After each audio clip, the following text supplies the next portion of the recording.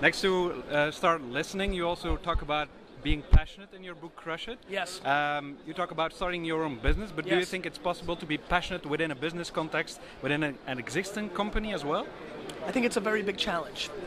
I think that politics and personalities always trump the mission of the brand. One of the biggest eye-opening things for me since we started VaynerMedia is how many people in these companies care about themselves and their careers, not selling more product, building a better brand, and that's difficult. Coming from an entrepreneurial small family business, me and my dad never cared about each other at all. Meaning we cared about each other, but not ourselves, and we cared about the business more than we cared about each other. And that's unhealthy in some ways, but it's very healthy for the business. We always made the decision based for the business.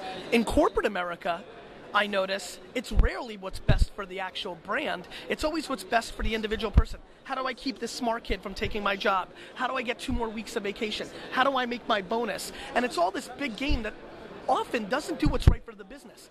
That's a difficult thing to be passionate about because it's very self-imposing. And I don't think deep down anybody, I think people care about themselves first, but still, after a while it becomes tiresome. I think people want a bigger mission. It's why religion is a factor. It's why sports is a factor. It's why, family is a factor. People care about things outside of themselves.